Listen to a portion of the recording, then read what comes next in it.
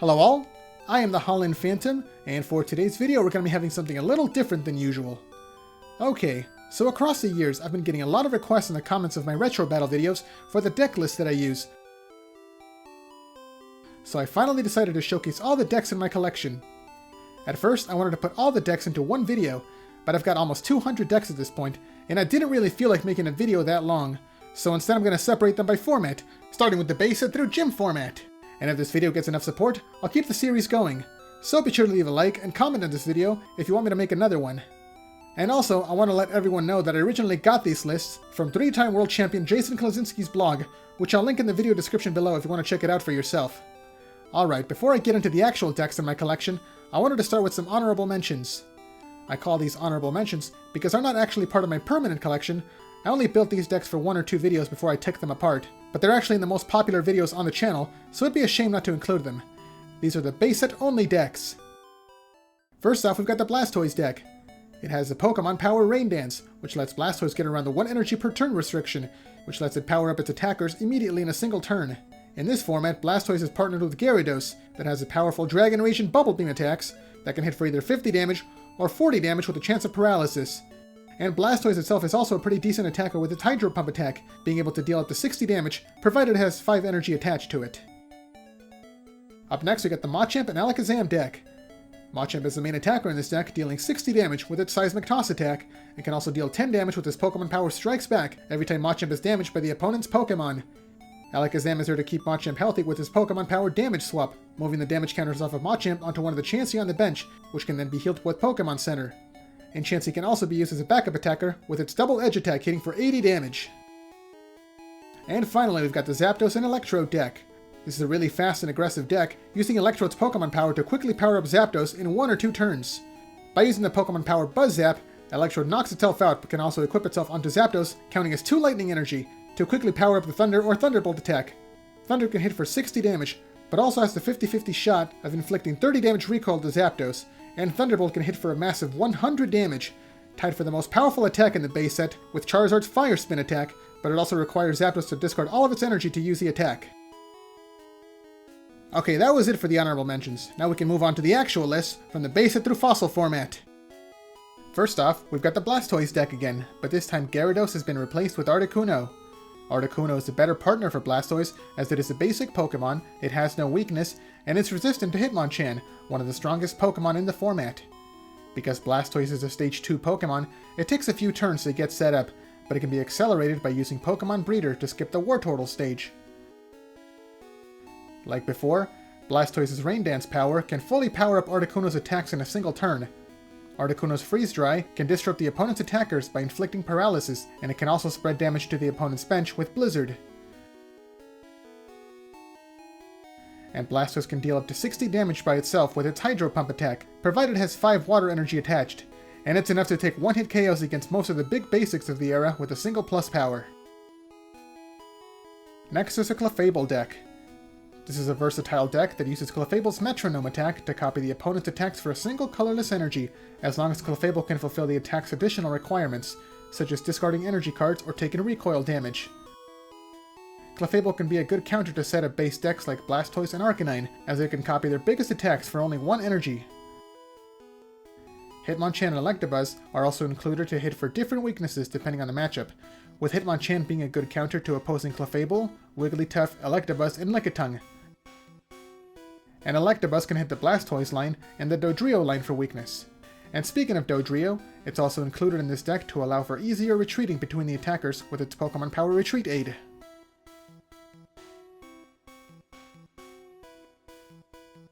The next deck is the Arcanine and Electrode deck.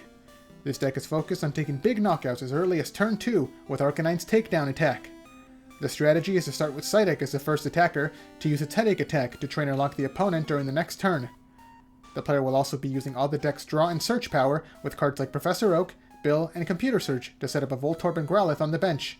And then on the second turn, Voltorb and Growlithe can evolve into Electrode and Arcanine. And Electrode can use its Buzz Zap Pokemon power to knock itself out, and then attach itself onto Arcanine as a double Fire energy, while double Colorless energy is attached from the hand to pay for the cost of Takedown. Last is also used to shuffle away all the opponent's trainer cards before they get a chance to use them, and Arcanine can take easy KOs on most basic Pokemon in the format. Up next is the Dragonite deck. This is more of a combo deck that focuses on Dragonite and Dodrio's Pokemon powers to give the player free switches every turn, which is useful to get Pokemon with the heavy retreat cost like Kangaskhan out of the active spot, and also as a good way to get around special conditions. It works by using Dragonite's Pokemon power Step In to jump into the active spot, and then retreating for free with Dodrio's Retreat Aid.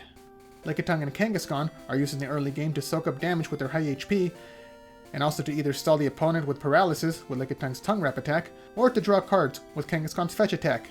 Once the combo is set up, the deck can start dealing damage with Hitmonchan, Kangaskhan, or Dragonite itself. And now we have the Moltres Mill deck, which focuses not on taking 6 prizes, but on forcing the opponent to deck out while denying them knockouts. This is done with stalling Pokemon like Lickitung, Mr. Mime, and Chansey to soak up damage that can then be healed with Pokemon Center or Scoop Up. The energy removal cards are used to stop the opponent's attacks, and once there's an opening, Moltres can repeatedly use its Wildfire attack to burn away the opponent's deck until they have nothing left. Gambler can also be used as a way to shuffle cards from the hand back into the deck to prevent the Moltres player from decking themselves out. Next is the Mewtwo and Electabuzz deck. This can be seen as an evolution of the classic Haymaker deck that used Hitmonchan and Electabuzz together. But now Hitmonchan has been replaced by Mewtwo, as Mewtwo can get around the opponent's energy removal cards by powering itself up from the discard pile with its energy absorption attack, while Electabuzz remains as a fast and powerful attacker.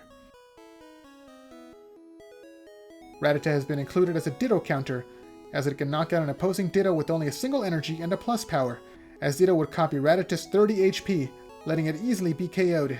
And Mew is used as a Mewtwo counter, as it can KO a fully powered up Mewtwo with its Psywave attack and 1 plus power. Mr. Fuji is included in the deck as a way to help against decking out, as the player can repeatedly use Mewtwo's energy absorption attack to load it up with energy from the discard pile, and then retreat to the bench to be shuffled back into the deck. And now we have the Magmar and Electabuzz deck. This is another Big Basics deck, but it replaces Mewtwo with Magmar, and also includes Scyther and Ditto. This is a more aggressive version of the Big Basics deck, as it can start dealing damage sooner with Magmar's Smokescreen attack needing only 1 fire energy as opposed to Mewtwo's 3 energy requirement. And Ditto's inclusion adds a lot of versatility to the deck, as Ditto can copy all the opposing Pokemon's attacks, and all energy cards attached to Ditto count as rainbow energies, including double colorless energy. And now we have the update to the classic Haymaker deck. This deck focuses on using Hitmonchan and Electabuzz cheap attacks for fast damage. Hitmonchan can hit some of the common Pokemon of the era for weakness, such as Clefable, Wigglytuff, Lickitung, and even other Electabuzz. And just in case Hitmonchan goes up against a Pokemon with a fighting type resistance, Electabuzz and Scyther can jump in for some quick damage as well.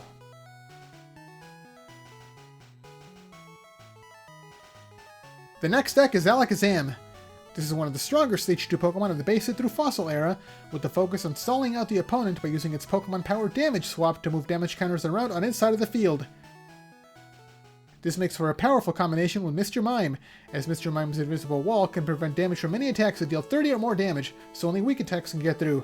And then Alakazam can move the damage to a Chansey on the bench, and then wipe it all away with the Pokemon Center to prevent the opponent from ever taking prize cards. And finally, in the base set through Fossil format is the Wigglytuff deck. This deck focuses on using Wigglytuff's Do the Wave attack to take knockouts, as it deals 10 damage plus 10 more damage for each Pokemon on the player's bench. So with the full bench, Wigglytuff can hit for 60 damage, and because most of the big basics in the format have 70 HP, Wigglytuff can knock them out with the full bench and a plus power. Dodrio and Magmar are also used to support Wigglytuff, as Magmar can disrupt the opponent's attacks with its Smokescreen, and Dodrio can reduce other Pokemon's retreat cost to let them pivot more easily. Plus it can also be used as a backup attacker, as its rage attack gets stronger the more damage Dodrio has taken. And now let's move on to the next format, base set through Gym. I'm going to be starting off with some familiar decks to ease into the format. So first up is the Wigglytuff deck again, but this time it's partnered with Mewtwo and Muk. Like before, Wigglytuff and Mewtwo are going to be used to deal some solid damage with their attacks, while Muk is used to shut off all Pokemon powers in play with its Toxic Gas Pokemon power. Full Heal Energy is going to be used to get around Sleep and Paralysis to continue the attacks going, and Erika's Jigglypuff can be used to do a turn 1 knockout with its Pulled Punch attack by using double colorless energy and some plus powers to potentially end the game before the opponent even gets a turn.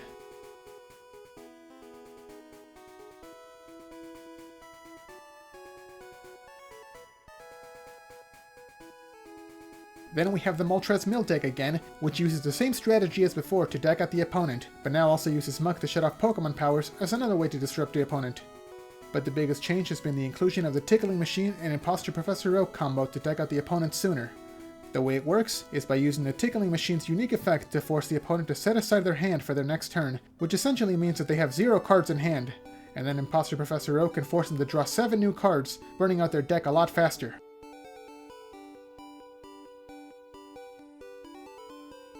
Up next is a brand new archetype in this format, in the Brock's Ninetales deck. Ninetales has a Pokemon power Shapeshift, which lets the player attach any evolution card onto Ninetales, and then Ninetales can use that Pokemon's attacks for itself. And the benefit of using Brock's Ninetales is that the player can attach Brock's protection to Ninetales to protect against energy removal cards, ensuring that it can attack.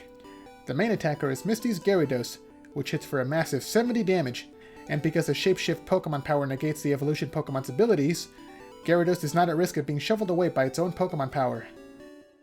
In addition to Gyarados, Poliwrath can also be used to discard the opposing Pokemon's energy cards, and Dark Blastoise can stall with its Rocket Tackle attack. Next is the Lieutenant Surge's Raticate deck. This deck is focused on using Raticate's Super Fang attack to deal damage equal to half the opposing Pokemon's HP, and then on the next turn, Mr. Mime can come in and knock it out with its Meditate attack.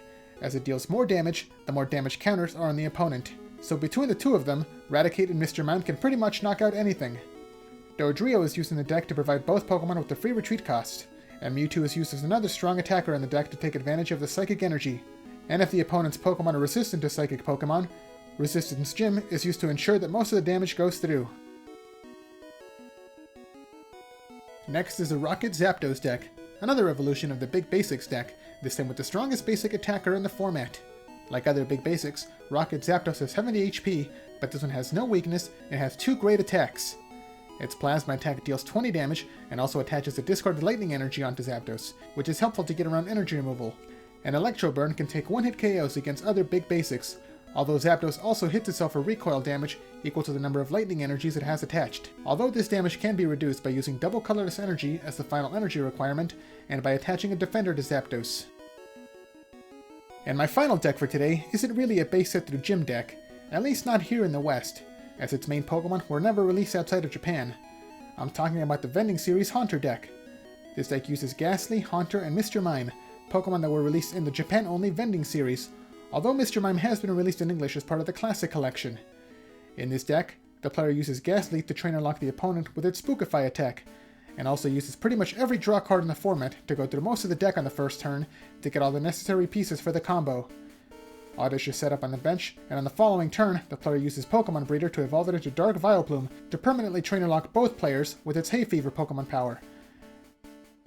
And then Haunter comes in and deals damage with its Poltergeist attack, hitting for 10 damage for each trainer card in the opponent's hand, which will only get stronger as the game goes on, as the opponent will not be able to use any other trainer cards. Okay, and that's going to do it for all of my Generation 1 decks. So what did you guys think of this video? Let me know which of these decks was your favorite, and if there are any other decks you think I should include in this collection. The next episode in the series will get into Generation 2 with the Neo Genesis decks, so look forward to that one. Alright, thanks a lot for watching, and until next time, this is the Holland Phantom logging out.